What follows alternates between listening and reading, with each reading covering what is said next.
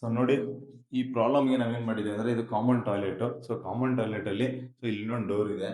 ಈ ಡೋರೇನೆ ನಮ್ಗೇನಂತಂತ ಹೇಳಿದ್ರೆ ಸೊ ನಮ್ಗೆ ಕಾಮನ್ ಬಾಲ್ಕನಿ ಒಂದು ಯುಟಿಲಿಟಿ ಇದೆ ಅಂತ ಹೇಳ್ಬೋದು. ಈ ಬಾಲ್ಕನಿ ನೋಡಬಹುದು ನಮ್ಗೆ ಜಸ್ಟ್ ಒಬ್ರು ವಾಕ್ ಮಾಡೋಷ್ಟು ಅಷ್ಟೇ ಸ್ಪೇಸ್ ಇದೆ. ಅಂದ್ರೆ ಇದು ಸೆಟ್‌ಬ್ಯಾಕ್ ಕ್ರಿಯೇಟ್ ಮಾಡಿರೋಂತ ಬಾಲ್ಕನಿ. ಸೊ ಜಸ್ಟ್ ಮೋಲ್ಡ್ ನ ಪ್ರೊಜೆಕ್ಟ್ ಮಾಡ್ಕೊಂಡಿದೀವಿ. ಕಂಪ್ಲೀಟ್ ಆಗಿ ರೈಲಿಂಗ್ಸ್ ಹಾಕಿ ಕ್ಲೋಸ್ ಮಾಡಿದೀವಿ. ಬಟ್ ಇದು ಏನ್ ಸೊಲ್ಯೂಷನ್ ಆಗ್ತದೆ? ಸೊ ಕಾಮನ್ ಆಗಿ ಟವಲ್ ನ ಒಣಗಾಕೋದಕ್ಕಾಗ್ಲಿ ಮತ್ತೆ ಏನಾರ ಥಿಂಗ್ಸ್ ಇಟ್ಕೊಳ್ಳೋದಕ್ಕಾಗ್ಲಿ ಇಲ್ಲ ಟಾಯ್ಲೆಟರಿ ಕ್ಲೀನಿಂಗ್ ಐಟಮ್ಸ್ ನ ಇಟ್ಕೊಳ್ಳೋದಕ್ಕಾಗ್ಲಿ ಅದೆಲ್ಲದಕ್ಕೂ ಕೂಡ ಇದು ಸಫಿಶಿಯಂಟ್ ಆಗಿ ಯೂಸ್ ಆಗ್ತಿದೆ. ಅಂಡ್ ಅದ್ರ ಜೊತೆನಲ್ಲಿ ಏನಾದ್ರು ಶವರ್ ಯೂಸ್ ಮಾಡಿದೀವಿ, ತುಂಬಾ ಬಿಸಿನೀರು ಯೂಸ್ ಮಾಡಿದೀವಿ ಅಂತ ಹೇಳಿದ್ರೆ ಸೊ ಆ ಫಾಗ್ ಎಲ್ಲ ಔಟ್ ಆಗೋದಕ್ಕೆ ಸ್ವಲ್ಪ ಟೈಮ್ ತಗೊಂತಿದೆ ಅಂತಂದ್ರೆ ಆಟೋಮೆಟಿಕ್ಲಿ ಡೋರ್ ತೆಗೆದ್ರೆ ಇಮಿಡಿಯೇಟ್ ಆಗಿ ಏರ್ ಔಟ್ ಆಗ್ತಾ ಇದೆ. ಸೊ ಇದು ತುಂಬಾನೇ ಯೂಸ್ಫುಲ್ ಆಗಿ ವರ್ಕೌಟ್ ಆಗ್ತಾ ಇದೆ. ಬಟ್ ಇದರಲ್ಲಿ ಡ್ರಾಬ್ಯಾಕ್ ಏನಂತ ಹೇಳಿದ್ರೆ ಸೊ ನಮಗೆ ಸೇಫ್ಟಿ ಗ್ರಿಲ್ ತುಂಬಾ ಕಾಸ್ಟ್ ಬಂದ್ಬಿಡುತ್ತೆ. ಅಂಡ್ ಅದ್ರ ಜೊತೆನಲ್ಲಿ ನಮಗೆ ಇಲ್ಲೊಂದು ಅಡಿಷನಲ್ ಡೋರ್ ಅಂತ ಹೇಳ್ಬಿಟ್ಟು ಬರುತ್ತೆ. ಬಟ್ ಏನಂತಂದ್ರೆ ಇದು ರಿಯಲ್ ಪ್ರಾಬ್ಲಮ್ ಗೆ ಇರುವಂತ ಸೊಲ್ಯೂಷನ್.